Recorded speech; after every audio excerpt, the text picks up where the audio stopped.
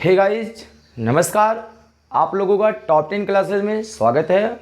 तो आज की सेशन में हम लोग चर्चा करने वाले हैं एनसीईआरटी के चैप्टर नंबर 2 के जो आपके अभ्यास दिए गए हैं, जो न्यूमेरिकल दिए गए हैं। आज हम लोग उनको पूरे एक ही वीडियो में पूरा सॉल्व करने वाले हैं गाइस।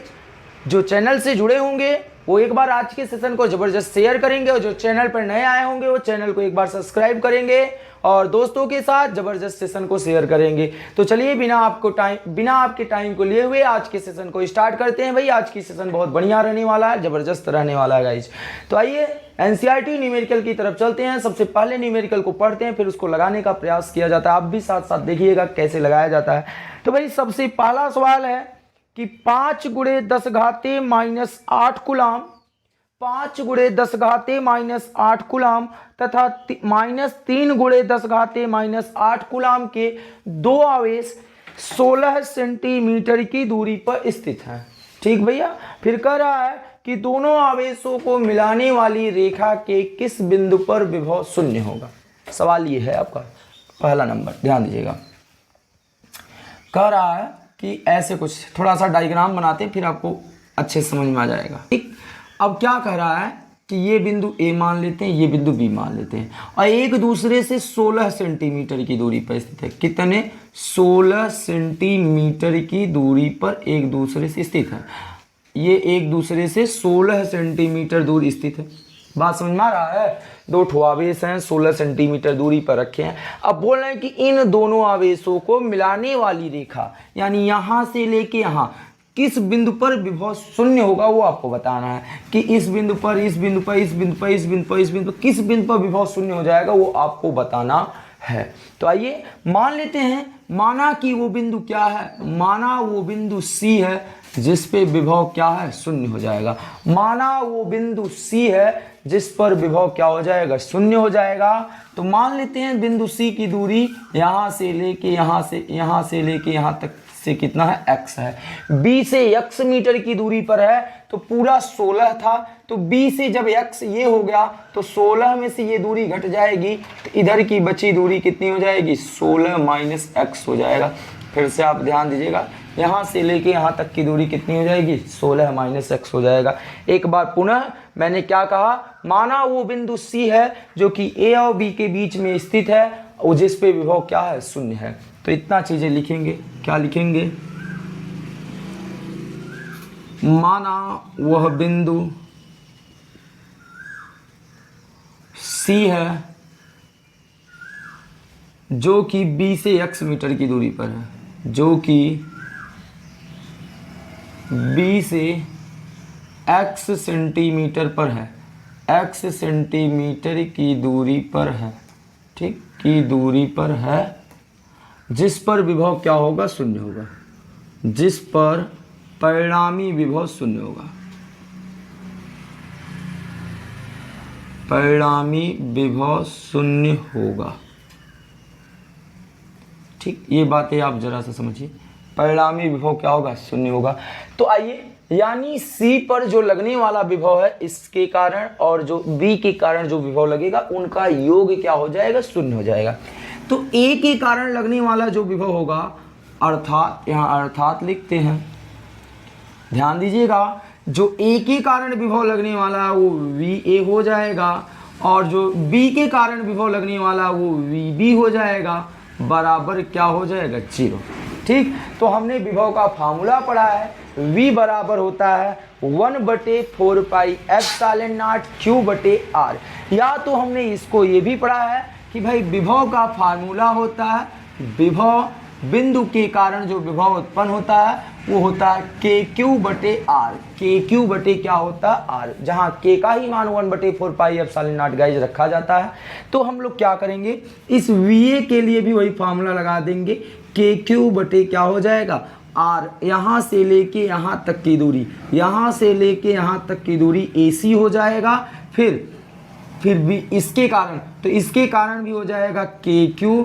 यहाँ ध्यान दीजिएगा, KQ बटे क्या हो जाएगा, या तो हम ये एक चीज़ कर सकते हैं कि यहाँ क्यू ए लगा लें और यहाँ क्या लगा लें क्यू बी, तो जिससे ये पता चलता रहेगा कि ये बी का आवेश है, ये ए पर स्थित आवेश है, बटे बीच की दूरी कितनी है बी सी, बीच की दूरी कितनी है बी सी, बराबर कितना हो गया 0।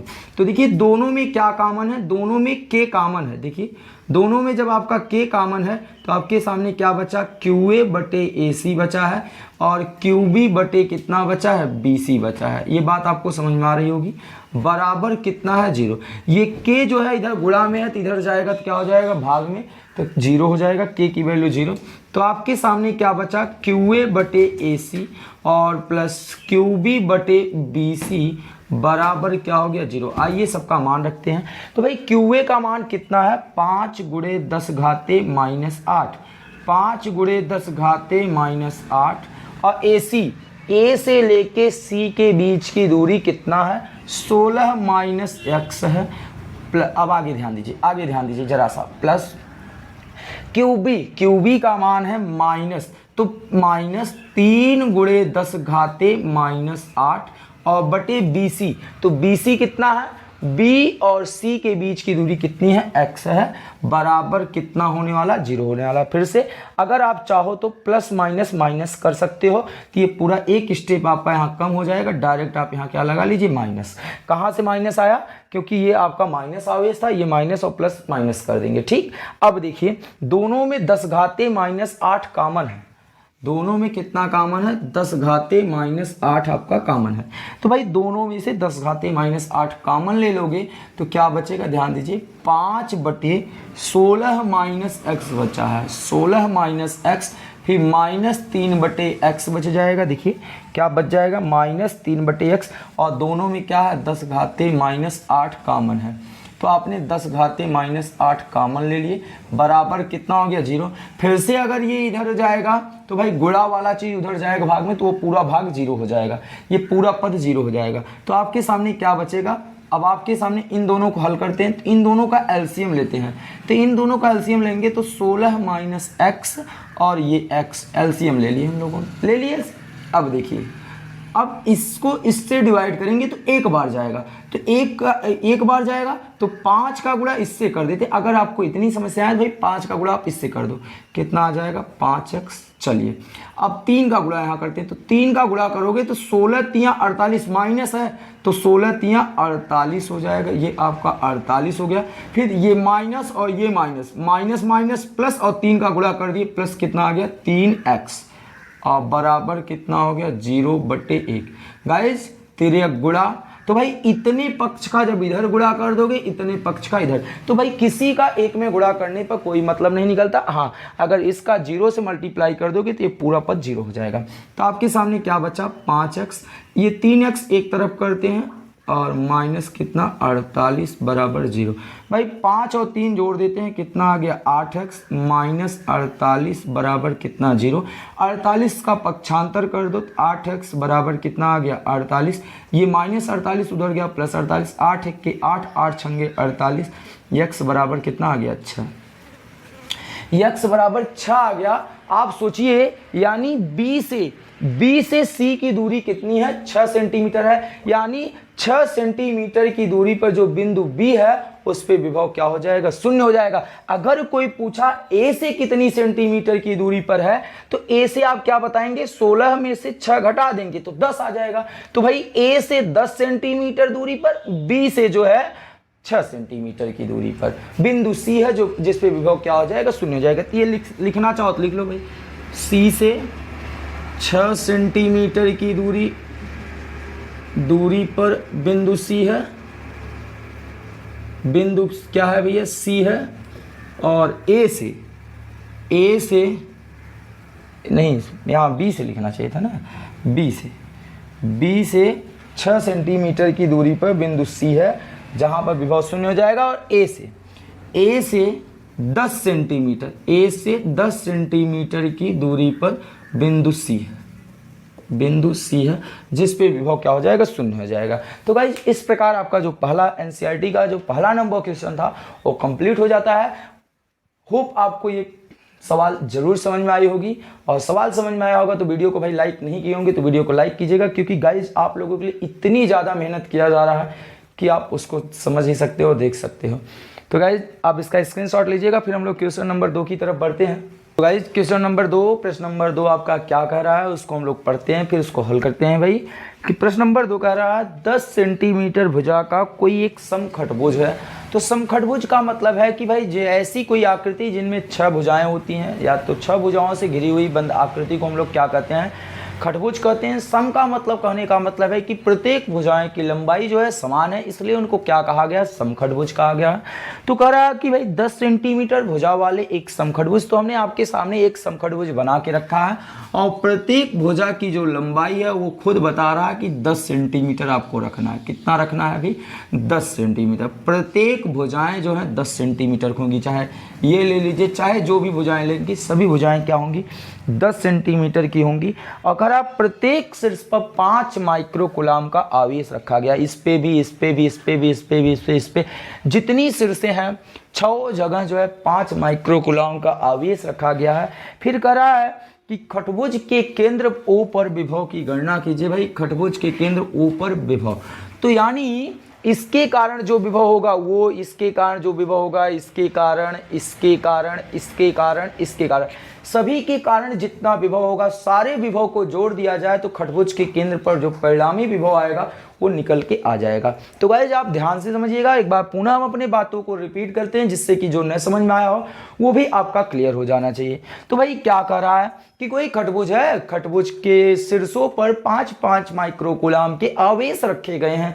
भाई प्रत्येक शीर्ष पर 5 माइक्रोकुलाम का आवेश हम लोगों ने रखा है और कहा कि इसके केंद्र O पर जो परिणामी विभव होगा वो आपको गणना करना, वो आपको ज्ञात करना। तो चलिए गाइस ज्ञात करते हैं। तो आइए ज्ञात करते हैं भैया। तो खटभुज के केंद्र O पर लगने वाला परिणामी विभव, तो 1 मिनट जो आपको क्वेश्चन नंबर 2 में डेटा दे के रखा उसे हम लिख लेते हैं। QA बराबर QB बराबर QC, क्या बराबर QC बराबर QD बराबर QE बराबर QF बराबर कितना आवेश दे के रखा है, 5 माइक्रोकुलाम। तो 5 माइक्रोकुलाम, तो माइक्रोकुलाम को चेंज कर लेंगे 5 × 10⁻⁻6 कुलाम में। भाई भुजाओं की जो लंबाई है वो कितनी है, 10 सेंटीमीटर है। भुजा की लंबाई यानी बीच की दूरी का काम करेगा। तो भुजा की लंबाई कितनी है भैया बताइए जरा सा, 10 सेंटीमीटर। तो इन्हें मीटर में चेंज कर दीजिए, तो 10 × 10⁻² मीटर। बदल लिए ना। अब आप क्या करोगे, देखिए 2 यहाँ है, 1 यहाँ, तो 2 में से 1 घट जाएंगे, तो भाई 10⁻⁻1 मीटर आ जाएगा भुजा की लंबाई। तो आइए खटभुज के केंद्र O पर सोचो 6 आवेश रखे गए सिर्फ पे, तो 6 आवेश के द्वारा विभव ज्ञात करना पड़ेगा। और विभव एक अदिश राशि, इसे साधारण की तरह हम लोग जोड़ देंगे। तो भाई 6 के कारण जो विभव होगा वही परिणामी O पर विभव के बराबर होगा। तो लिखेंगे, क्या लिखेंगे, खटभुज के केंद्र O पर परिणामी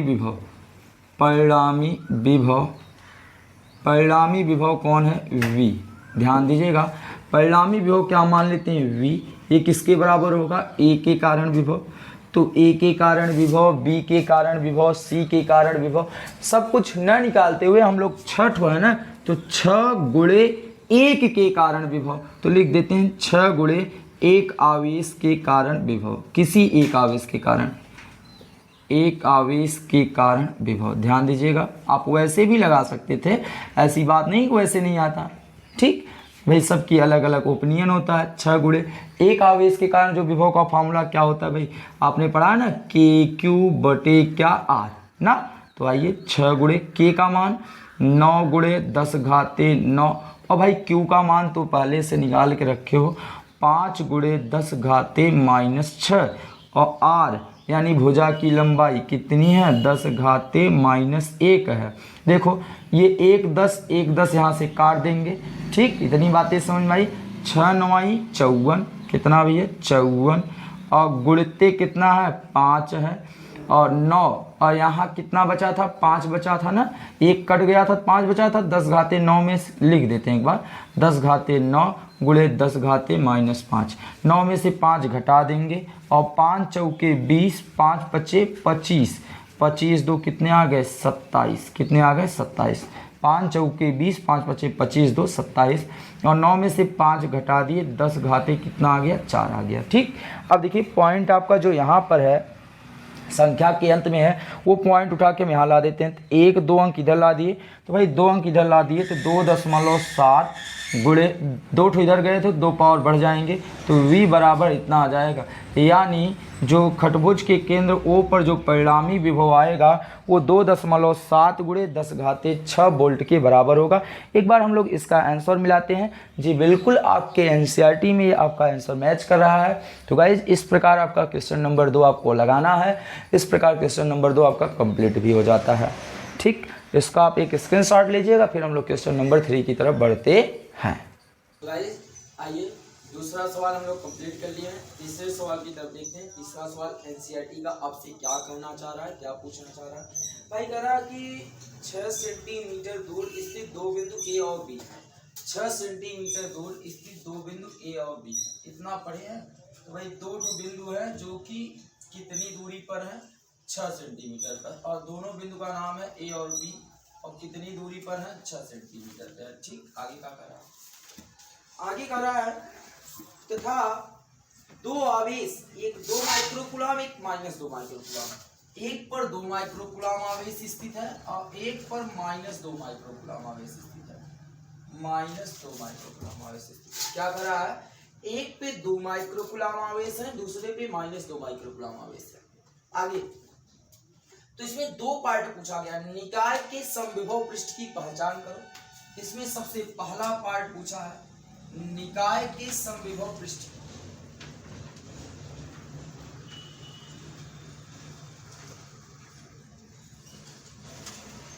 निकाय के समविभव पृष्ठ की पहचान करो। क्या करना है, पहचान करना है। और इसी में दूसरा पार्ट पूछा है। दूसरा पार्ट आपसे क्या पूछा है, भाई इस पृष्ठ के प्रत्येक बिंदु पर विद्युत क्षेत्र की दिशा क्या होगा।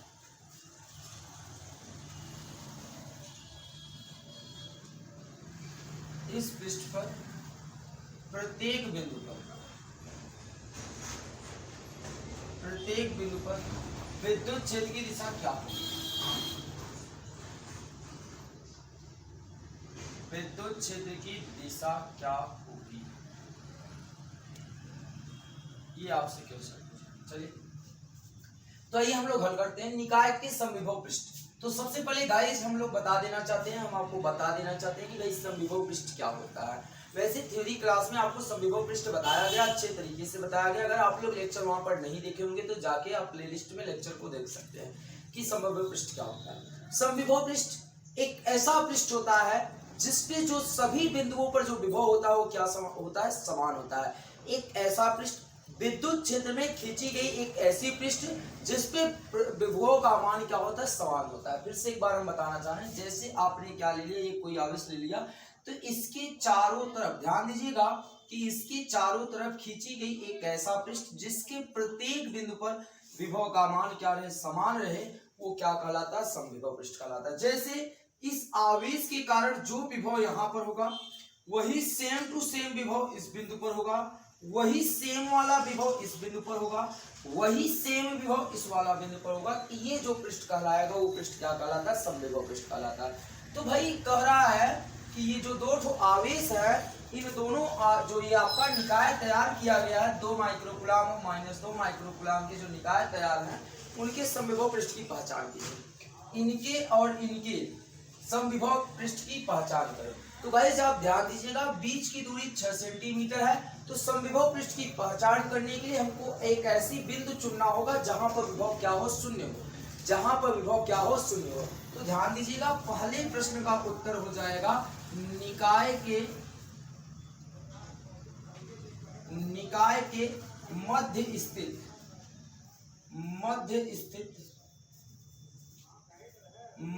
स्थित बिंदु सी पर, मध्य स्थित बिंदु सी पर विभव शून्य होगा या विभव समान रहेगा, विभव समान रहेगा। अतः बिंदु C पर खींचा गया पृष्ठ, बिंदु C पर खींचा गया पृष्ठ, बिंदु C पर खींचा गया पृष्ठ समविभव पृष्ठ कहलाएगा, समविभव पृष्ठ कहलाएगा। क्या कहलाएगा? समविभव पृष्ठ कहलाएगा।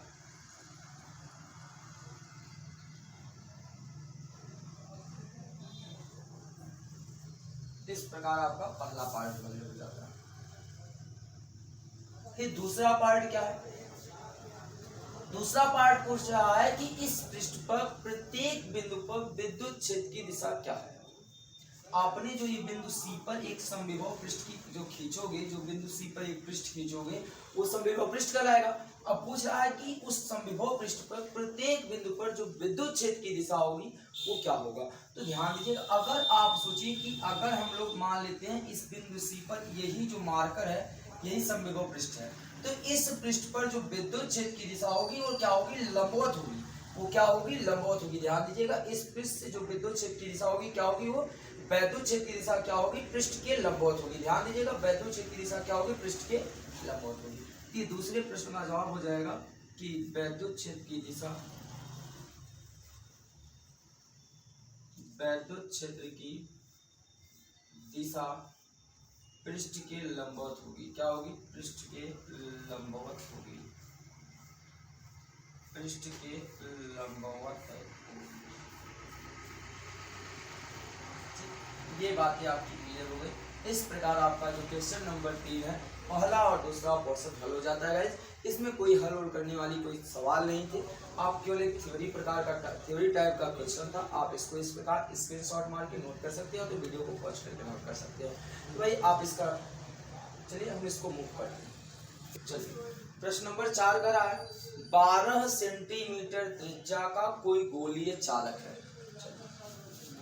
क्वेश्चन नंबर 4, 12 सेंटीमीटर त्रिज्या का कोई गोलीय चालक है, यानी ये जो है इसकी त्रिज्या कितनी है? 12 सेंटीमीटर। ध्यान दीजिएगा, 12 सेंटीमीटर त्रिज्या का कोई गोलीय चालक है। आगे कह रहा है जिसके पृष्ठ पर इतना आवेश फैला हुआ है, जिसके पृष्ठ पर, तो भाई इसके पृष्ठ पर जो फैला हुआ आवेश है, ये जो फैले हुए आवेश है, पृष्ठ पर फैले हुए आवेश की मात्रा आपको दिया है। पृष्ठ पर फैले आवेश की मात्रा, फैले आवेश की मात्रा Q बराबर दिया है 1.67, क्या है? सॉरी 1.6 गुणे 10 घाते -7 कूलम है। कितना है? गुणे 10 घाते -7 कूलम एक समान रूप से वितरित हुआ है। ठीक, अब इसमें सबसे पहला क्वेश्चन पूछ रहा है, ध्यान दीजिएगा, ये त्रिज्या है, आपको ये दिया है, लिख लेते हैं आप। गोले की त्रिज्या 12 सेंटीमीटर, कितनी है? 12 सेंटीमीटर। इसे मीटर में चेंज कर देंगे, 12 गुणे 10 घाते -2 मीटर, है ना? बात समझ आ रही? अब इसमें आपको पहला प्रश्न पूछा है, पहला प्रश्न पूछा है कि गोले के अंदर, गोले के अंदर क्या पूछा है? गोले के अंदर, इसी में दूसरा प्रश्न पूछा है। दूसरा प्रश्न क्या पूछा है भाई? गोले के ठीक बाहर, गोले के ठीक बाहर नहीं, गोले के पृष्ठ में, गोले के पृष्ठ पर।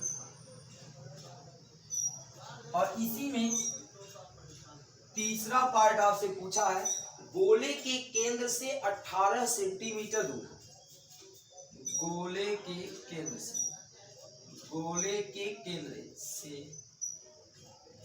18 सेंटीमीटर दूरी पर विभव गणना करना। क्या ज्ञात करना? विभव ज्ञात करना है। क्या ज्ञात करना? दूरी पर विभव ज्ञात कीजिए। विभव क्या होगा वो ज्ञात करना है, विभव ज्ञात कीजिए। चलिए सवाल को हम लोगों ने एक तरह से अच्छे तरीके से समझ लिया है। क्या है? करा कोई 12 सेंटीमीटर त्रिज्या का कोई गोलीय चालक है।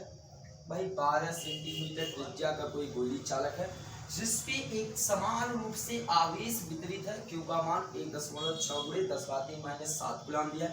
इसमें 3 टॉपिक पूछा, गोले के अंदर, गोले के पृष्ठ पर, गोले के केंद्र से 18 सेंटीमीटर। तो गोले के केंद्र O से 18 सेंटीमीटर की जब बात करेगा तो 18 सेंटीमीटर गोले के केंद्र O से, जब 18 सेंटीमीटर कहेगा तो ये 18 सेंटीमीटर नाम मान लेते हैं, ये कोई बिंदु P है, गोले के केंद्र से 18 सेंटीमीटर दूर स्थित है। ठीक, इतनी बात समझ में आई।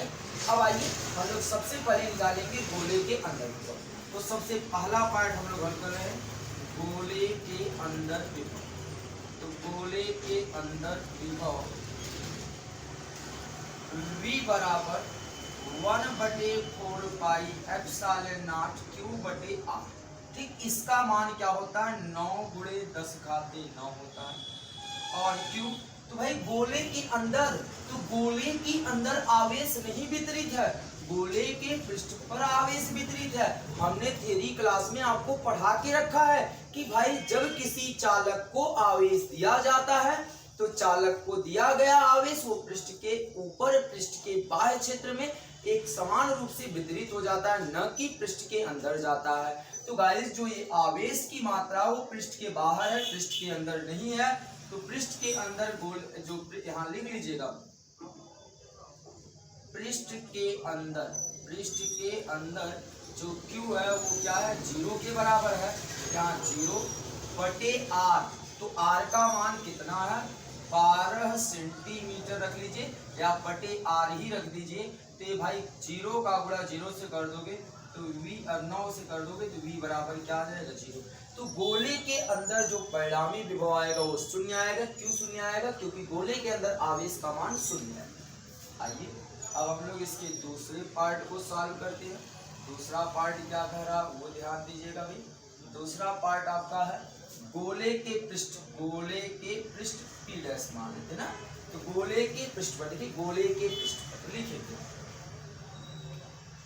गोले के पृष्ठ P डैश पर विभव, ध्यान दीजिएगा। तो P डैश पे विभव का फार्मूला V बराबर 1/4 पाई एप्सिलॉन नॉट Q/R।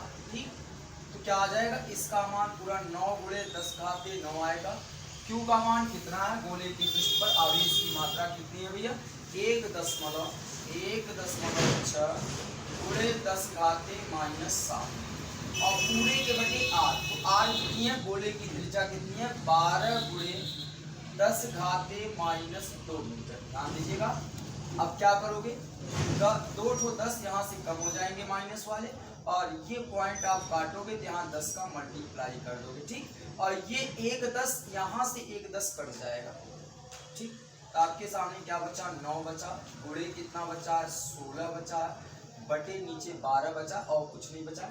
यहाँ 1 को 10 कम हुआ था, 9 10 थे, यहाँ कितने हो गए, 8 को 10 हो गए, और गुणे यहाँ 2 कम हुआ है तो 8 10 घाते कितना आ गया, 5 आ गया। ठीक, अब देखिए क्या करते हैं, कटा देते हैं भैया। देखिए क्या कटाएंगे, क्या हो जाएगा, 3 त्रिक 9, 3 चौके 12, 4 1 4, 4 चौके 16, कितना आ गया, 4 तिहाई 12, 12 गुणे 8 में से 5 घटा दिए 10 घाते 3, तो 12 × 10⁻3 वोल्ट विभव आएगा गोले के पृष्ठ पर।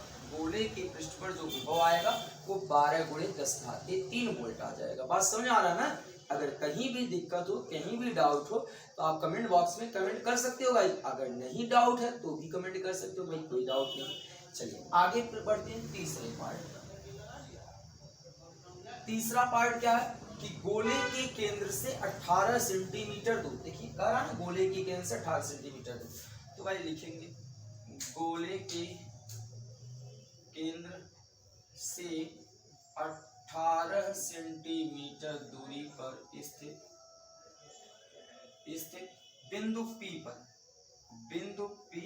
विभव, बिंदु P पर जो विभव होगा वो V मान लेते हैं, formula 1/4 pi epsilon not Q/R। तो इतने पूरे का मान कितना, 9 × 10⁻9, और Q का मान आपका 1.6 1.6 गुणे 10 घाते -7 है। और आर इस बार ये जो गोले के केंद्र से 18 सेंटीमीटर दूर है ना, तो इस बार क्या हो जाएगा कि 18 सेंटीमीटर हो जाएगा। तो सेंटीमीटर को किस में बदल देंगे, मीटर में। 18 गुणे 10 घाते -2, ये 10 2 को कम कर देंगे और यहाँ से ये पॉइंट काटोगे तो यहाँ 10 लग गए और ये 1 10 यहाँ से 1 को कम कर देंगे। तो आपके सामने क्या बचेगा, 9 बचेगा गुणे 16 और यहाँ कितना बचा 10 घाते 8 और वहाँ कितना बचा 10 घाते -5 बचा है। बात समझ में आ रहा है। फिर उसके बाद नीचे क्या बचा 18 बचा है। 9 1 के 9, 9 दूनी 18, 2 1 के 2, 2 8 16, कितना आ गया 8 आ गया गुणे 8 में से 5 घटाए 10 घाते 3, 8 गुणे 10 घाते 3 वोल्ट कहाँ पर आया 18 सेंटीमीटर दूर जो बिंदु P था उस पे विभव कितना आ गया 8 गुणे 10 घाते 3 वोल्ट। तो इस प्रकार गाइस आपका जो क्वेश्चन नंबर 4 था वो भी कंप्लीट हो जाता। आप इसका एक स्क्रीनशॉट लीजिएगा, फिर हम आगे की तरफ कंटिन्यू करते हैं अगले सवाल की तरफ। तो 5वां क्वेश्चन चलिए हम लोग पढ़ते हैं और आपको जो 5वां क्वेश्चन है वो हमारे इस स्क्रीन पर आपको दिखाई पड़ रहा होगा। तो जैसे जैसे हम पढ़ते जाते हैं आप वैसे वैसे उस क्वेश्चन को स्क्रीन पे जो दिखाई पड़ रहे हैं उनसे आप मिलाते चलते चलिएगा। भाई क्या करना जानते हैं, एक समांतर प्लेट संधारित्र है जिनके प्लेटों के बीच वायु है। एक समांतर प्लेट संधारित्र, ये लीजिए बना दी, क्यों कहें, एक समांतर प्लेट संधारित्र है जिनके प्लेटों के बीच क्या है भैया वायु है। जो वो कहे वो बना दी।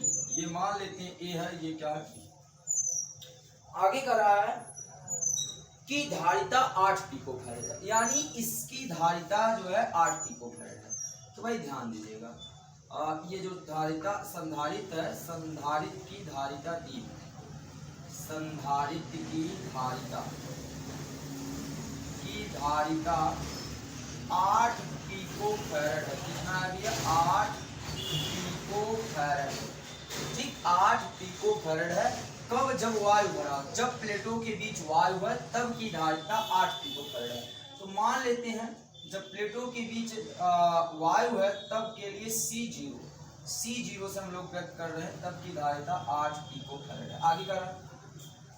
आगे क्या करा, यदि प्लेटों के बीच की दूरी आधी कर दी जाए, तो मानते हैं जब प्लेटों के बीच वायु थी तब दूरी d थी, तब दूरी क्या था d था और जो क्षेत्रफल था a था। जब प्लेटों के बीच वायु था, माना जब प्लेटों के बीच वायु था तब दूरी d थी तथा क्षेत्रफल a था, क्या था a था, क्षेत्रफल a था, ठीक, और धारिता थी।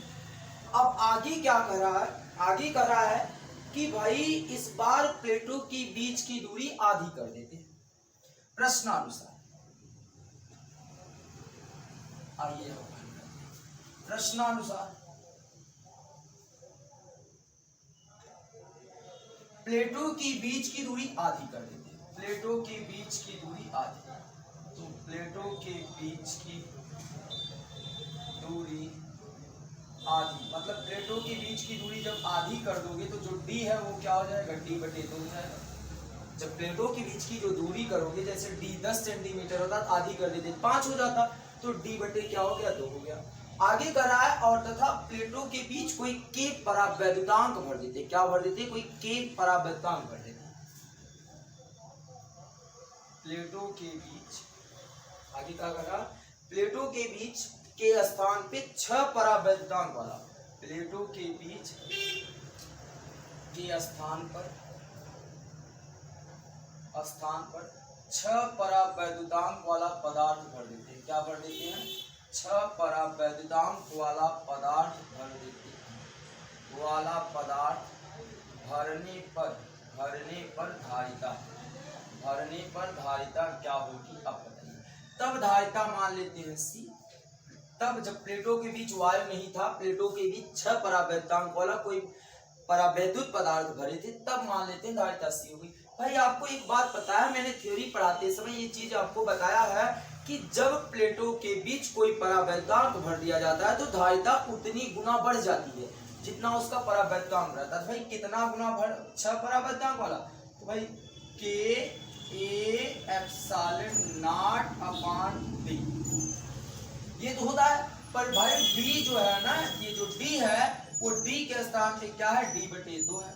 यहाँ के ए एप्सिलॉन नॉट डी बटे कितना हो जाएगा, तो ये 2 कहाँ पहुंच जाएगा, ऊपर, तो क्या हो जाएगा 2 गुणे के A epsilon not upon D.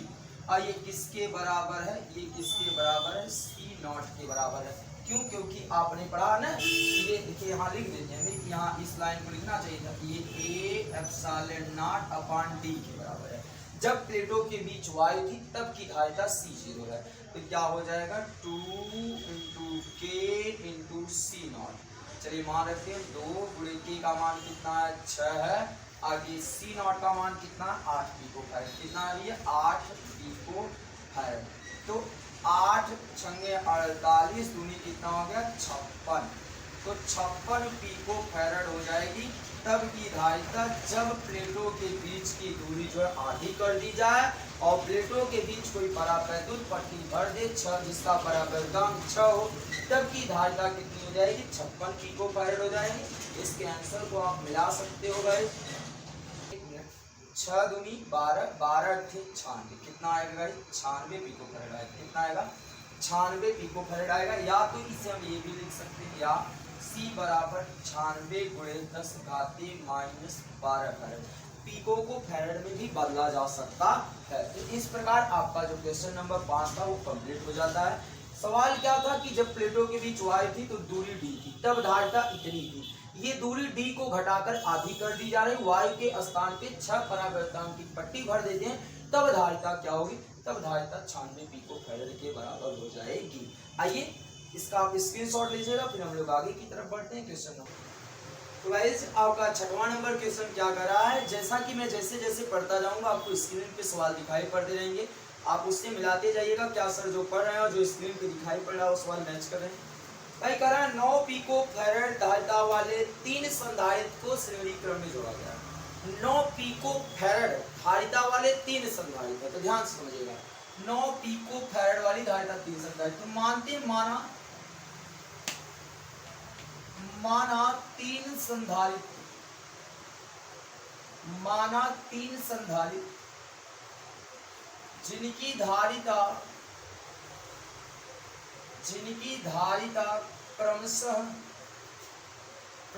कौन कौन है भैया, C1 C2 और C3, ठीक ठीक। अब हर एक का मान 9 पिको फैराड है, यानी C1 बराबर C2 बराबर C3 बराबर 9 पिको फैराड। इसे बदल दोगे तो 9 गुणे 10 घाते माइनस 12 फैराड, पिको को फैराड में चेंज कर दिए, ठीक।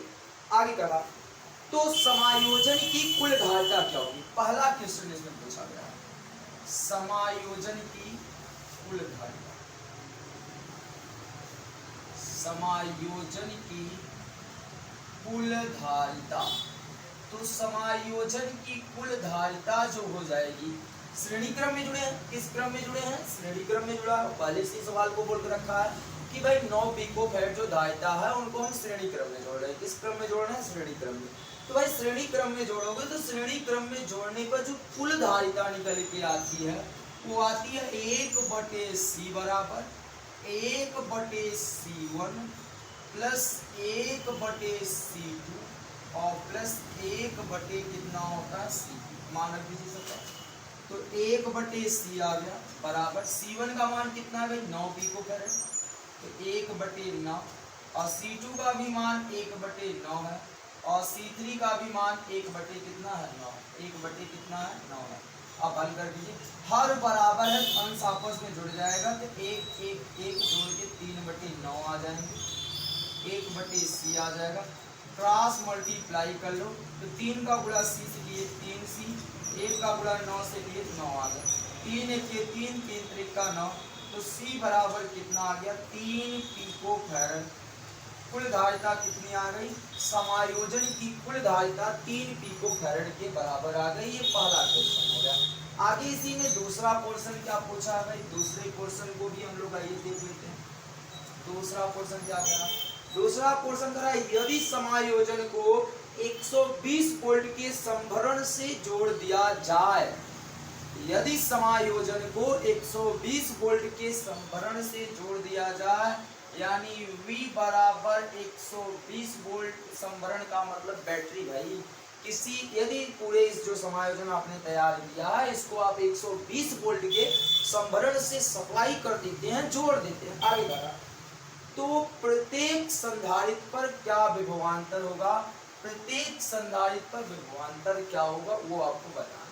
तो चलिए, तो प्रत्येक संधारित्र पर विभवांतर बताना है। तो माना प्रत्येक, एक मिनट क्या बताना है, प्रत्येक संधारित्र पर विभव ज्ञान करना है, विभवांतर बताना है ना भैया, विभवांतर ज्ञात कीजिए। ठीक, तो प्रत्येक संधारित्र यानी C1 C2 और C3, भाई ध्यान दीजिए आप लोग जरा सा कि आपको विभवांतर जब ज्ञात करना है, एक बात अच्छे तरीके से पता होना चाहिए कि विभवांतर ज्ञात करने के लिए मुझे Q का मान पता होना चाहिए। Q तो कहीं दिया नहीं है, हम लिखेंगे, पहले निकालेंगे संधारित्र पर आवेश, संधारित्र पर आवेश। अब आवेश कहाँ से आया भाई, अब आवेश वहां से आएगा जैसे ही आप संधारित्र को संभरण से जोड़ोगे, तो वहां संभरण से जोड़ोगे तो आवेश मिल जाएगा। तो संधारित्र पर आवेश Q बराबर होता है C × V। तो C का मान कितना है, 3 पिकोफैराड है, तो 3 × 10⁻⁻12। भाई मैंने पहले ही बोला है कि इसको आप चेंज कर दोगे तो 3 × 10⁻12 फैराड हो जाएगा। तो ये हो गया, V का मान कितना है, 120 वोल्ट, कितना है 120 वोल्ट, गुणा कीजिए, 3 × में 0, 3 दूनी 6 और 3 1 3, 360 आ गया, ये आ गया × 10⁻12 कूलम। अगर इनको पीको में लिखना होगा तो लिख सकते हैं 360 पिको कूलम। Q का मान कितना लिख दिए, 360 पिको कूलम। Q का मान आ गया। अब आपको क्या निकालना है, प्रत्येक संधारित्र पर विभवांतर। तो C1 पर विभव क्या होगा, C1 पर विभव, तो C1 पर विभव, तो विभव का C1 पर विभव मान लेते हैं V1। V1 बराबर हो जाएगा Q/C1, Q/C1। भाई Q का मान कितना है, 360, और C1 का मान कितना है, C1 का मान है 9 पिकोफैराड, कितना है 9 पिकोफैराड, ये भी पिको कूलम। ठीक, अब आप ध्यान दीजिए क्या करेंगे, 9 1 के 9, 9 चौके 36 और 0, तो भाई V1 का मान आ गया 40 वोल्ट, कितना आ गया 40 वोल्ट, ये तो C1 पर विभव आ गया। इसी प्रकार हम लोग किस पे निकालेंगे, C2 पर विभव, किस पे निकालेंगे भैया, C2 पर विभव। तो C2 पर विभव क्या मान लेते हैं, V2 बराबर क्या आ जाएगा, Q/C2। Q का मान कितना है 360, और C2 का मान कितना है भाई 9 है, वही 9 है ना, तो भाई 9 से भाग दोगे तो पूरा 40 आ जाएगा, 40 वोल्ट। अर्थात C2 पर भी जो विभव आएगा वो किसके बराबर आएगा, 40 वोल्ट के बराबर आएगा। इसी प्रकार मुझे किस पे निकालना है, C3 पर विभव, किस पे निकालना है, C3 पर विभव। तो C3 पर विभव V3 हो जाएगा, फार्मूला Q/C3 हो जाएगा। Q का मान 360 पिको कूलम है, और C3 का मान कितना है 9 पिकोफैराड है, भाग दोगे तो बराबर कितना आ गया 40 वोल्ट। ए भैया V3 का मान कितना आ गया 40 वोल्ट आ गया। ये बात समझ में आया आपको। तो भाई जो प्रत्येक संधारित्र पर विभव पूछ रहा था, C1 C2 और C3 पर जो विभव पूछ रहा था वो सब पे 40 वोल्ट ही आया, क्योंकि जो आवेश था वो भी समान था, और जो आपकी जो संधारित्र की जो धारिता है वो भी समान थी, इसीलिए सब पर वोल्टेज का भी मान समान आया है। तो इस प्रकार आपका क्वेश्चन नंबर 6 भी कंप्लीट हो जाता है। तो आप एक अच्छा सा इसका स्क्रीनशॉट लेकर अपने नोट्स में नोट कर सकते हैं, या तो वीडियो पॉज करके नोट कर सकते हो। तो चलिए 7वां प्रश्न पढ़ते हैं, आप स्क्रीन पे दिखाई पड़ रहा होगा, मिलाइएगा।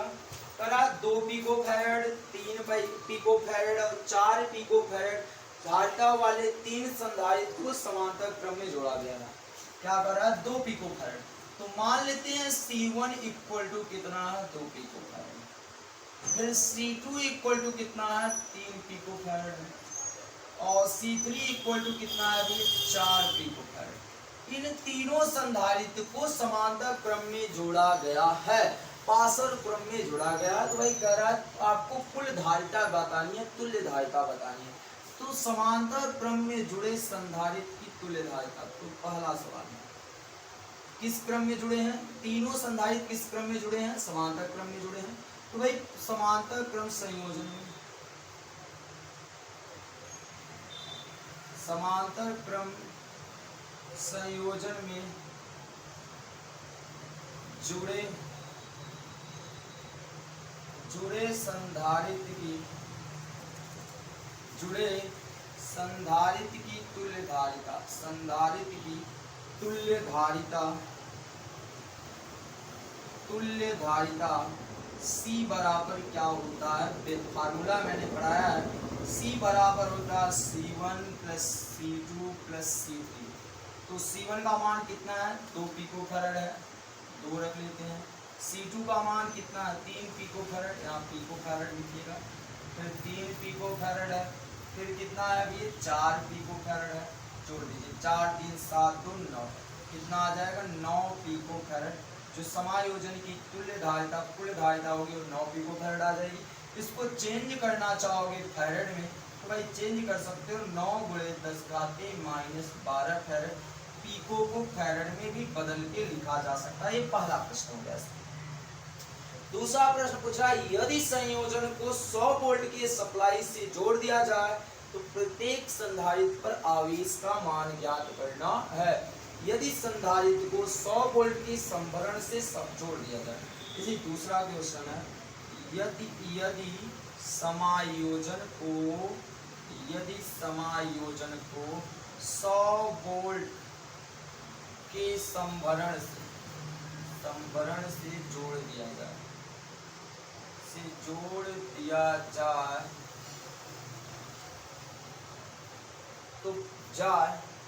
तो प्रत्येक संधारित्र पर आवेश ज्ञात कीजिए। तो प्रत्येक संधारित्र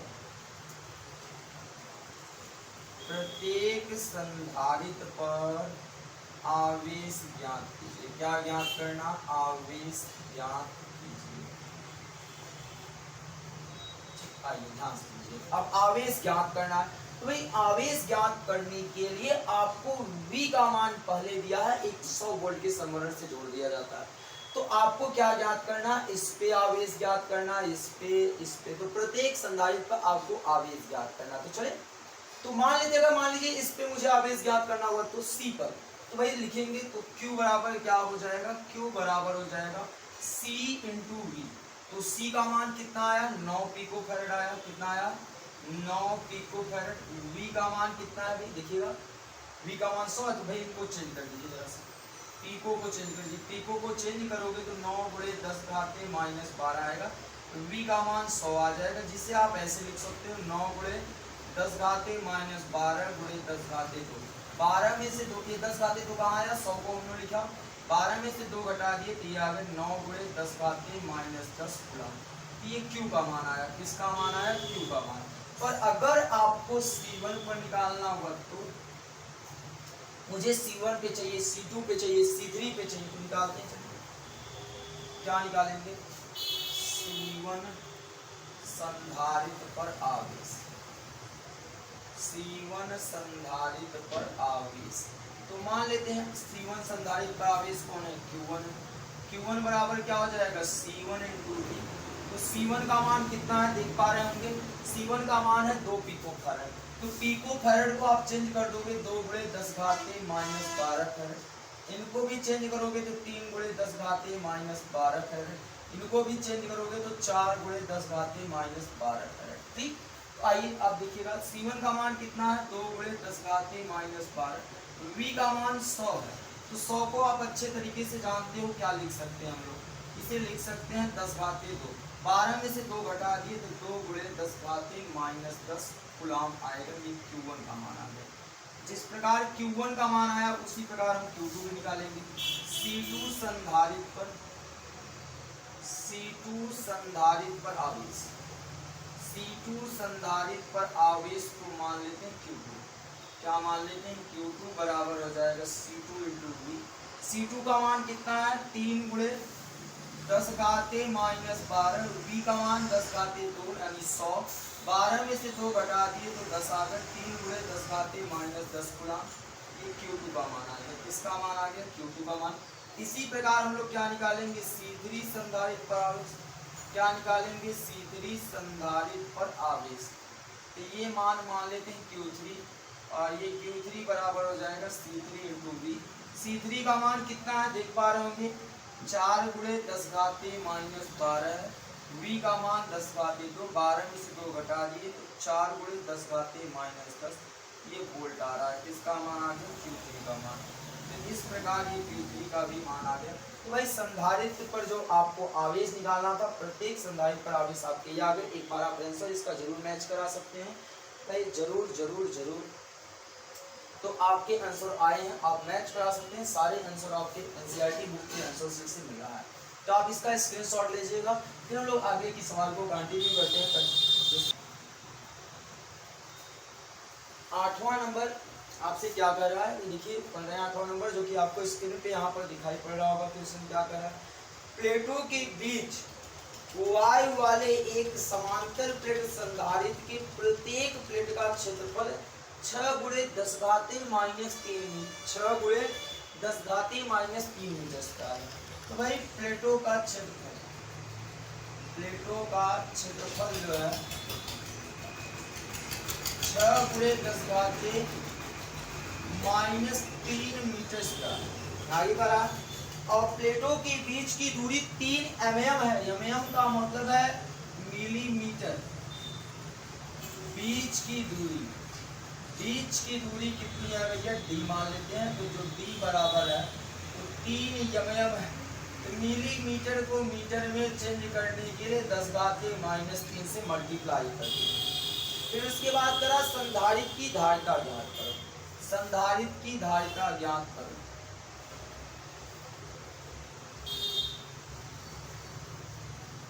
संधारित्र की धारिता अर्थात C बराबर आपको प्रश्न मार्क आगे कह रहा है, यदि इस संधारित्र को 100 वोल्ट के संभरण से जोड़ दिया जाए तो प्रत्येक संधारित्र पर आवेश क्या होगा?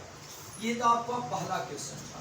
दूसरा, यदि संधारित्र को क्या कर दिया जाए?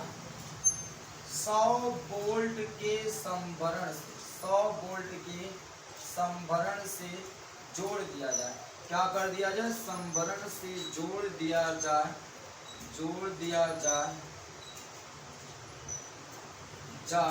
तो आवेश का मान क्या होगा?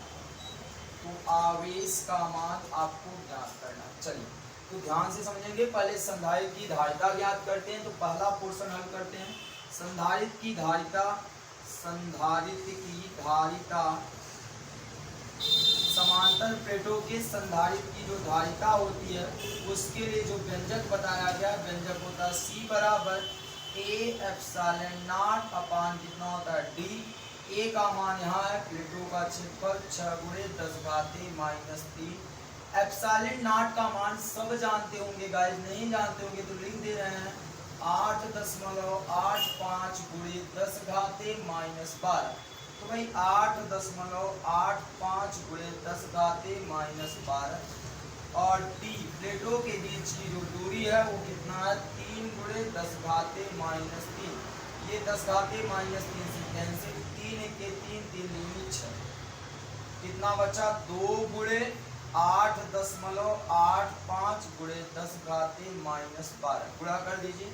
2 पंचे 10, 2 अट्ठे 16, 1 17, 2 अट्ठे 16, 1 17।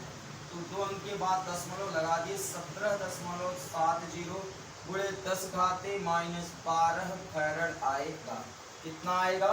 17.70 गुणे 10 घाते माइनस 12 फैराड इसकी धारिता आएगी जब ये सब डाटा था। अब क्या कर रहा है? यदि संधारित्र को 100 वोल्ट के संभरण से जोड़ दिया जाए। दूसरा पोर्शन आते हैं भाई, यदि संधारित्र को 100 वोल्ट के संभरण से जोड़ दिया जाए तो जोड़ दिया जाए तो आवेश का मान क्या होगा, तो आवेश का मान होता है, आवेश Q बराबर होता है C इंटू वी। तो C का मान कितना है 17.70 गुणे 10⁻⁻12 और V का मान कितना है 100 वोल्ट है, कितना है 100 वोल्ट। तो ये 100 हो गए। चलिए 17.70 गुणे 10⁻⁻12 100 को लिख सकते हो 10⁻2, 12 में से 2 घटा दिए तो 17.70 गुणित 10⁻⁻10 ये गुलाम आगे Q का मान प्रत्येक संधारित्र पर जो आवेश का मान है वो किया गया 17.70 गुणे 10⁻⁻10 गुलाम आ गया। तो इस प्रकार आपका जो है क्वेश्चन नंबर जो 8 है वो कंप्लीट होता है। भाई ये Q का मान कितना है 17.70 गुणे 10⁻⁻10 गुलाम, ये हमने निकाला है और ये हमको 8 नंबर प्रश्न में जरूरत पड़ने वाली है, इसलिए हमने यहाँ पर नोट कर लिया। ठीक, आपको क्या करना था, संधारित्र की धारिता ज्ञात करनी थी, धारिता का व्यंजक लगाए, उसके बाद आवेश ज्ञात करना था, आवेश का व्यंजक लगाए। ये आपने क्वेश्चन नंबर 8 भी कंप्लीट रूप से हल कर लिया गाइस। अगर आपको पसंद आया होगा तो वीडियो को लाइक कर दीजिएगा, अगर लाइक नहीं किए होंगे, और सेशन को दोस्तों के साथ अगर शेयर नहीं किए होंगे तो एक बार शेयर जरूर कीजिएगा। ये 8 का ही डेटा लिखा गया है क्योंकि 9 में आपको 8 का ही डेटा लेके चलना कर रहा है कि प्रश्न 8 में दिए गए, जो 8 में आपको दिया गया वही सब कुछ लेके चलना है। संधारित्र के प्लेटों के बीच की दूरी, प्रश्न 8 में प्लेटों का क्षेत्रफल यही था, प्लेटों के बीच की दूरी यही था, वही सब कुछ 9 में भी लेना है। पर इस बार क्या कर रहा है कि प्लेटों के बीच जो हम लोग क्या करते हैं, जो समांतर प्लेट थे उनके बीच इस बार हम लोग क्या करते हैं 3 mm का जो है एक मोटी अभ्रक भर देते हैं, जिसकी जो परावैद्युतांक है वो कितना है 6 है। तो क्या होगा तब धारिता क्या होगी, ध्यान दीजिएगा, तब धारिता क्या होगी। सबसे पहला क्वेश्चन पूछा है, फिर उसके बाद आपसे पूछा है कि उसी में 2-3 क्वेश्चन पूछे गए भैया, आपको स्क्रीन पे दिखाई पड़ रहा होगा। तो आपका सबसे पहला सवाल है भाई कि के बराबर, तो इसमें सबसे पहली स्थिति लिखेंगे यदि प्लेटों के बीच, यदि प्लेटों के बीच के परावैद्युतांक पदार्थ भर दिया जाता है, के परावैद्युतांक पदार्थ भर देते हैं तो धारिता क्या हो जाती है, प्रोपोर्शनल हो जाती है के। जितना परावैद्युतांक भरे रहोगे उतना हो जाएगा। तो प्रोपोर्शनल यहाँ हटाएंगे तो ध्यान दीजिएगा, ये मान लेते हैं C डैश, तो ये एक प्रोपोर्शनल हटाएंगे, यहाँ एक नियतांक लगाएंगे C और K। C इसलिए लगाया गया क्योंकि जो पहले धारिता थी उसी के K गुना हुआ है। तो C का मान कितना है, तो गाइस इससे पहले आपने C का मान यहाँ पर निकाला था, प्रश्न नंबर 8 में आपने C का मान निकाला था, कितना निकाले थे 17.70 गुणे 10⁻⁻12 निकाले थे। कितना निकाले थे देख लीजिएगा आप लोग, तो प्रश्न नंबर 8 में भी आपने निकाला था, कितना निकाले थे, हाँ तो 17 कितना निकाले थे 17.70 गुणे 10⁻⁻10 था ना, हाँ 10⁻⁻10 था। यही एक बार कंप्लीट कीजिएगा आप लोग, क्या निकाले थे C बराबर A/0/D, या तो इसको 1 मिनट के लिए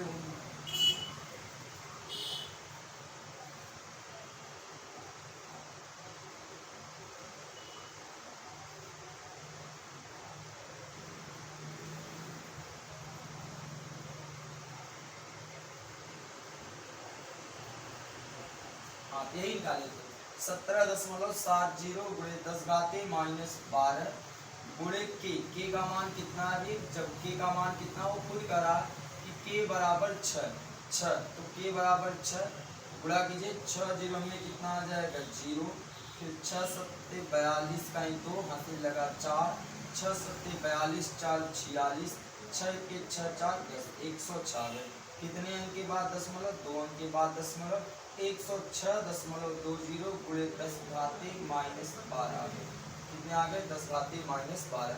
तो इस प्रकार आपकी जो धारिता आ जाएगी C डैश आ जाएगी, तो कितना आ जाएगी इतना। हाँ एक चीज और किया जा सकता है, क्या किया जा सकता है, 2 अंक आप इधर ले जा सकते हो पॉइंट को, 1 2, 2 अंक आप इधर लाओगे तो 1.06 आ जाएगा, गुणित 10 घाते 2 कम हो जाएगा, 10 घाते -10 फैरड, ये सी डैश का मान आ जाएगा। कब के लिए गाइस, फिर से ध्यान दीजिएगा, जब आप क्या करोगे 6 परावैद्युतांक वाला परावैद्युत पट्टी भर दोगे तब की धारिता सी डैश बराबर ये आ जाएगा। ठीक, अब आपको इसमें पहला प्रश्न पुटअप किया गया, पहला प्रश्न क्या पुटअप किया गया है,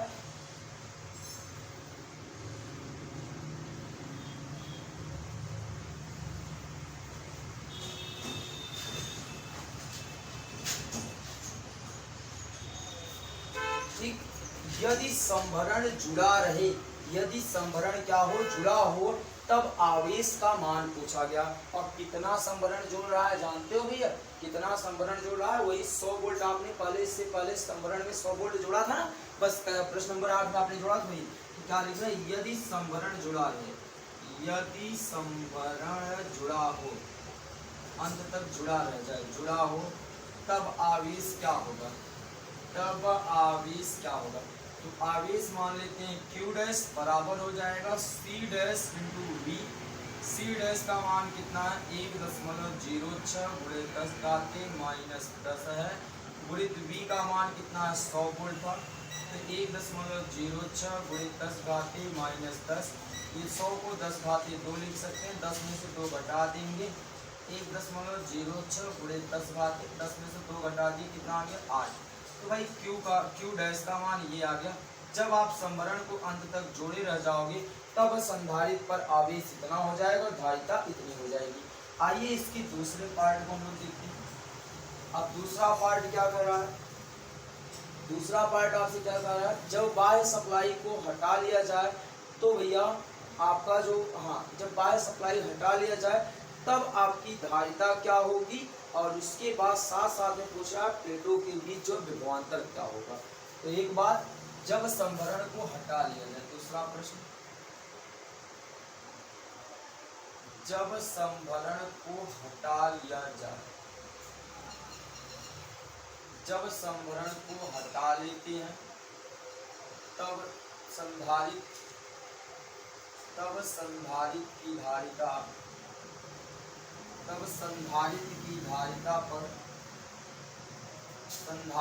धारिता पर कोई प्रभाव नहीं पड़ता, संधारित्र की धारिता पर कोई प्रभाव नहीं पड़ता है, कोई प्रभाव नहीं पड़ता है, क्या करता है, कोई प्रभाव नहीं पड़ता है, अर्थात जो धारिता रहेगी वही रहेगी। क्यों, क्योंकि जैसे किसी भी संधारित्र एक बार आपने चार्ज कर दिया, चार्ज करने के बाद आप बैटरी को हटा लोगे तो उसमें कोई प्रभाव पड़ने वाला नहीं, क्योंकि उतना वो चार्ज हो चुका है, तो क्या होगा, तो कोई प्रभाव नहीं पड़ता, अर्थात धारिता वही रहेगी, अर्थात धारिता क्या हो जाएगी, धारिता C डैश के बराबर ही रहेगी, अर्थात धारिता क्या होगी भाई, कितनी हो जाएगी, यही रहेगी, कितना, अर्थात धारिता 1.06 गुणित 10 घाते -10 फैराड ये होगी। ये तो ये हो गया।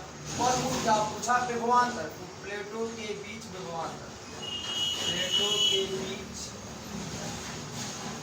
विभवांतर, प्लेटों के बीच विभवांतर कितना हो जाएगा, ध्यान दीजिएगा, V डैश मान लेते हैं, प्लेटों के बीच का जो विभवांतर है वो हम लोग क्या मान लेते हैं, V डैश मान लेते हैं साथ में। तो V डैश बराबर, जैसे V बराबर क्या होता था, Q/C होता था, रहेगा, तो V डैश बराबर Q/C डैश ना।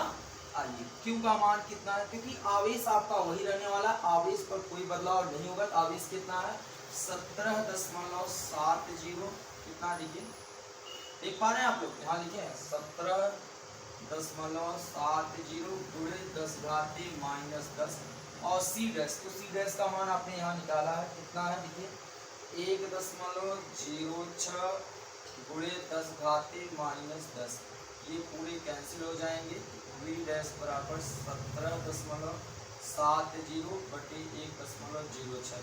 भाई इसको डिवाइड करोगे, डिवाइड करने के बाद आपको मिल जाएगा, कितना मिल जाएगा 16.67, कितना आ जाएगा 16.67 16.67 वोल्ट आ जाएगा। कितना आ जाएगा?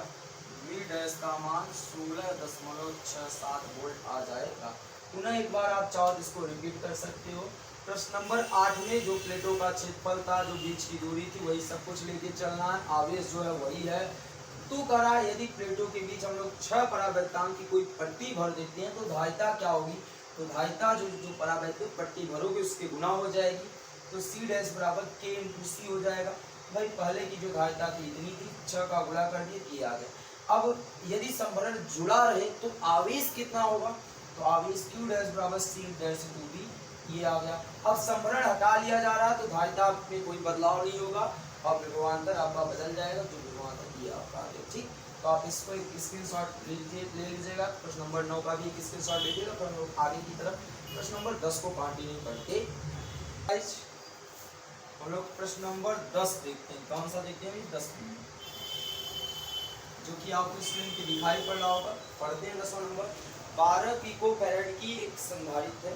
12 पिको फैराड की एक संधारित्र है। तो C बराबर 12 पिको फैराड दे दिया। इसे हम चेंज करेंगे तो 12 गुणे 10 घाते माइनस 12 फैराड लिख देंगे। ठीक, आगे का रहा है 50 वोल्ट की बैटरी से जुड़ा हो। किसके वोल्ट से जुड़ा हो? 50 वोल्ट की बैटरी से जुड़ा हो। V बराबर 50 वोल्ट। कितना हो? 50 वोल्ट हो। आगे का रहा है तो क्या रहा है? तो संधारित्र में कितनी विद्युत ऊर्जा संचित होगी या कितनी स्थितिज ऊर्जा संचित होगी, यानी U का मान पूछता है। तो हम लोग फार्मूला पढ़े हैं। संधारित्र में संचित स्थितिज ऊर्जा, संचित ऊर्जा ना, संधारित्र में संचित ऊर्जा U बराबर क्या होता है? Half CV square, half CV square ना, 1/2। C का मान कितना है? 12 गुणे 10 घाते माइनस 12 और V का मान कितना है? 50। 50 का स्क्वायर हो जाएगा। यहाँ 1/2 गुणे 12 गुणे 10 घाते माइनस 12 की 50 गुणे 50। 2 1 के 2, 2 6 12, तो 6 गुणे कितना? 50 गुणे 50 गुणे 10 घाते माइनस 12। गुणा कर लीजिएगा। गुणा करने के बाद जो भी आंसर आएगा वो किसमें आएगा? जूल में आएगा। इसमें आएगा जूल में। तो गुणा करके गाइस आप कमेंट बॉक्स में इसका जवाब जरूर बताइएगा कि सर जी क्वेश्चन नंबर जो 10 है उस 10 का आंसर ये आने वाला है। मैं आपके कमेंट का इंतजार करूँगा। अगर आप लोग गुणा नहीं कर पाते तो भाई बहुत अच्छी बात नहीं होगी। आप इसको गुणा करके कमेंट बॉक्स में जरूर बताइएगा। ठीक, आइए हम लोग आगे चलते हैं। क्वेश्चन नंबर 11 की 200 वोल्ट संभरण की सप्लाई से एक 600 पिको फैराड के संधारित्र को जोड़ दिया जाता है, वो आवेशित किया जाता है। 220 वोल्ट संभरण, भाई V1 इक्वल टू क्या मान लेते हैं? 220 वोल्ट। कितना है? हाँ 200 सॉरी 1 मिनट दे देते हैं। 200 वोल्ट है। कितना है? 200 वोल्ट है। ठीक, और उसके बाद C1 इक्वल टू जो कोई संधारित्र है उसे आवेशित कर रहे हैं, उस संधारित्र की धारिता कितनी है? 600 पिको फैराड है। कितनी है? Pico farad. इसे चेंज करना चाहेंगे तो 600 गुणे 10 घाती माइनस 12 हो जाएगा। और शॉर्ट फॉर्म में लिखोगे तो 6 गुणे ये जो 100 है इसे 100 लिख देंगे, गुणे 10 घाती माइनस 12, 12 में से 2 कम हो जाएगा तो 6 गुणे 10 घाती माइनस 10 फैराड भी लिखा जा सकता है। ये C1 का मान है जिसको आप लोग आवेशित कर रहे हो। आगे करा फिर इसको संभरण से वियोजित कर देते हैं। इसको संभरण से वियोजित यानी बैटरी से हटा लिया जाता है। आगे कह रहा है तथा एक अन्य 600 पिको फैराड वाले अनावेशित संधारित्र से जोड़ देते हैं। इस प्रक्रिया में कितनी ऊर्जा क्षय हुई वो आपको बताना है। तो 1 मिनट के लिए आप सोचिएगा क्या कह रहा है कि एक अन्य संधारित्र C2, तो C2 बराबर क्या है? 600 पिको फैराड। वो भी कितनी है? 600 पिको फैराड। इसको भी आप चेंज करोगे तो 600 गुणे 10 घाते माइनस 12 आ जाएगा। 6 गुणे 10 घाते माइनस 10 आप लिख सकते हो, ये फैराड में आ जाएगा। तो ये अन्य अनावेशित संधारित्र को जब आप इसे बैटरी से हटाते हो इसे जोड़ दिया जाता है। इस संधारित्र को इससे जोड़ दिया जाता है ना। आगे कह रहा है तो इस प्रक्रिया में कितनी ऊर्जा क्षय होगी वो आपको ज्ञात करना है। तो जब आप बैटरी को हटा लिए तो वोल्टेज क्या हो गया? 0 हो गया। तो बैटरी को आपने हटा लिया। देखो फिर से एक बात बता रहे, भाई इस संधारित्र को आपने इससे जोड़ दिया था, इस संभरण को इससे जोड़ दिए तो ये चार्ज हो गया। जब ये चार्ज हो गया तो इसको बैटरी से हटा के इस संधारित्र को इस अनावेशित संधारित्र से जोड़ दिए। तो अनावेशित संधारित्र जोड़ने से तो जो आपकी कितनी ऊर्जा क्षय हुई वही आपको ज्ञात करना है। तो भाई ऊर्जा क्षय ऊर्जा ज्ञात करना। तो क्षय ऊर्जा के लिए व्यंजक है, फार्मूला है, आप इसको जरूर नोट कीजिएगा भाई। क्षय ऊर्जा का फार्मूला तो भाई इसको हम लोग ई से दिखाएंगे, किससे दिखाएंगे, ई से। क्या फार्मूला है, C1 इंटू C2 फिर V1 माइनस V2 का होल स्क्वायर, ठीक, पूरे के बटी क्या हो जाएगा 2C1, क्या हो जाएगा 2C1 प्लस क्या आ जाएगा C, ये ऊर्जा पता होगा। चलिए रखते हैं, C1 का मान कितना है देख पा रहे होंगे 6 गुणे 10 घाते माइनस 10 है, ठीक, गुणे C2 का भी मान वही है 6 गुणे 10 घाते माइनस 10 है। V1 का मान कितना है, V1 का मान कितना है दिख रहा है 200 और V2 का मान 0 है, होल इसका पूरे के बटे 2 फिर C1 प्लस C2 तो C1 कितना है 6 गुणे 10 घाते माइनस 10 फिर 6 गुणे 10 घाते माइनस 10 जोड़ दिया, ठीक भैया। चलिए आइए हम करते हैं, ऊपर कितना है 6 छक्के 36 और 10 10 कितने हो गए 20, 36 गुणे 10 घाते माइनस 20 गुणे 200 का 2 बार गुणा कर देंगे भाई 4, ये 4 तो 0 हो जाएंगे ना, 0 का कोई मतलब निकलने वाला नहीं, बटे कितना हो गया 2 गुणे 6 6 12 और 10 घाते माइनस 10 काम है, ये हो गया 10 घाते माइनस, ये 10 तो यहाँ से कम हो जाएंगे, कट जाएंगे, 12 1 के 12 12 3 36, ये कट गए। इतनी बात समझना रही, 2 1 के 2 2 दूनी 4, आगे 2 4 ये आ गए, तो 3 गुणे कितना बचा है 30, यही है ना, 3 गुणे कितने आ गए इतना, और गुणित यहाँ कितना 10 घाते माइनस 10, 1 2 3 4, इसे ऐसे लिख सकते हैं 3 गुणे 2 गुणे 10 घाते 4 और 10 घाते माइनस 10 में से 4 घटा देंगे और यहाँ 6 3 दूनी 6, 10 में से 4 घटा देंगे तो 6 गुणे 10 घाते माइनस 6 जूल होगा, जो ऊर्जा क्षय होगी वो क्षय हुई ऊर्जा कितनी होगी 6 गुणे 10 घाते माइनस 6 जूल, 6 गुणे 10 घाते माइनस 6 जूल। तो भाई आवेशों के हस्तांतरण के कारण जो ऊर्जा क्षय हुई वो कितनी ऊर्जा क्षय हो गई 6 गुणे 10 घाते माइनस 6 जूल। तो भाई इसी क्वेश्चन के साथ एनसीईआरटी में जो आपको न्यूमेरिकल दिए गए थे वो पूर्ण रूप से कंप्लीट हो जाता है।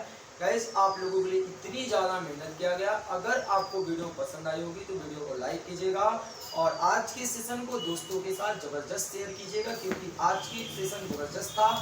तो मिलते हैं आपको नेक्स्ट क्लास में, तब तक के लिए जय हिंद जय Bharat. Thank you all dear student.